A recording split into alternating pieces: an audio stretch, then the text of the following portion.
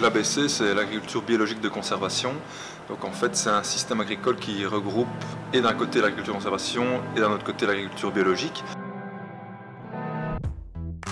L'agriculture bio, à peu près tout le monde sait ce que c'est. C'est une agriculture qui se soumet à un cahier des charges, donc non-utilisation de produits phyto, d'engrais chimiques de synthèse. Les autres bienfaits, à part la limitation des pesticides, ce sont par exemple l'association de cultures, et la réflexion plus globale à l'échelle du système. Tous les intrants en agriculture biologique sont d'origine naturelle, mais à côté de ça, on a parfois un travail assez intensif du sol, vu qu'on n'a plus de chimie, plus d'herbicides pour gérer par exemple les mauvaises herbes. On va le remplacer par un labour, par des déchaumages et donc des travaux de sol successifs. Donc ça, c'est le gros problème de l'agriculture biologique. Alors l'agriculture bio de conservation des sols, donc ABC, on rajoute en plus la dimension travail minimum du sol, donc on s'interdit de labourer, c'est-à-dire de retourner complètement à la terre. Donc là, c'est les grands principes, hein, donc un petit rappel, trois piliers, c'est travail minimum du sol, couverture maximale du sol et augmentation des espèces cultivées au sein de la rotation. Et donc tout ça, c'est pour arriver à un sol qu'on va dire auto-fertile, donc qui fournit les services naturellement aux plantes pour avoir des bons rendements, services qui en agriculture conventionnelle sont en partie rendus par la chimie, par les intrants de synthèse. Au niveau législatif, l'agriculture de conservation, c'est de l'agriculture conventionnelle. On utilise des engrais de synthèse, on utilise des pesticides. On a l'avantage au niveau vie du sol, stockage de carbone. Donc ça, c'est les gros avantages. Mais on a le désavantage avec les problèmes de pesticides. À partir du jour où vous commencez à vous intéresser au sol et tout ce qui le fait fonctionner, c'est là que commence franchement l'escalator, c'est-à-dire que on commence à ne plus labourer, c'est le premier. Puis on se rend compte que si on veut maintenir le petit capital qu'on a créé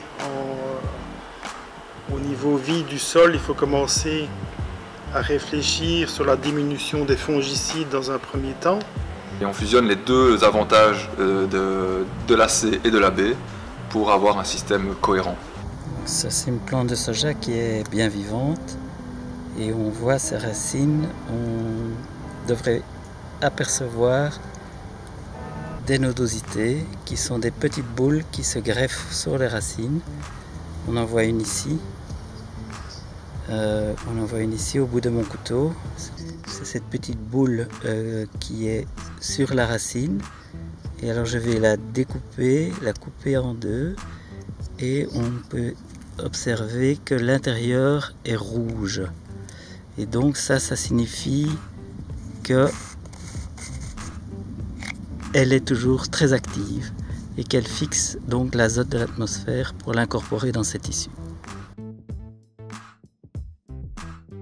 Les avantages, donc, ce sera une diminution du coût énergétique, donc de la dépense d'énergie pour travailler la terre. Ce sera maximiser la quantité de matière organique qui se trouve en surface, donc qui va se dégrader en présence d'oxygène. Cette dégradation en présence d'oxygène va faire de l'humus, plus d'humus que si cette matière organique est enfouie en profondeur. Ça va aussi maximiser la vie du sol en surface, la porosité du sol. C'est un peu les balbutiements, puisque beaucoup d'agriculteurs conventionnels se sont orientés vers ces techniques de travail simplifié ou de non-labour depuis, je dirais, certainement une vingtaine d'années. Mais en agriculture biologique, on a continué à utiliser la charrue parce que notamment elle permettait de régler le problème des adventices et de détruire une végétation en place en l'enfouissant. Donc il faut trouver des moyens de détruire cette végétation sans labourer, et c'est une problématique assez récente.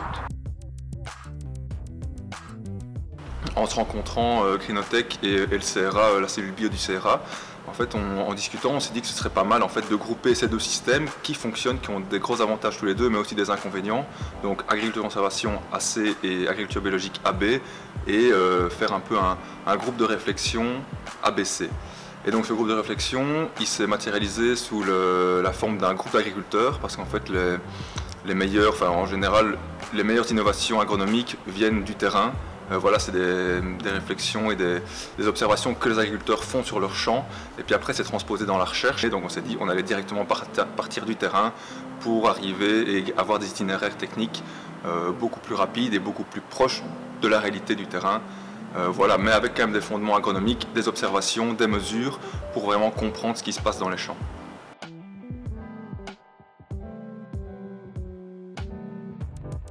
Travailler ensemble dans la même direction pour échanger les difficultés, les solutions, pouvoir aller ensemble dans un même objectif.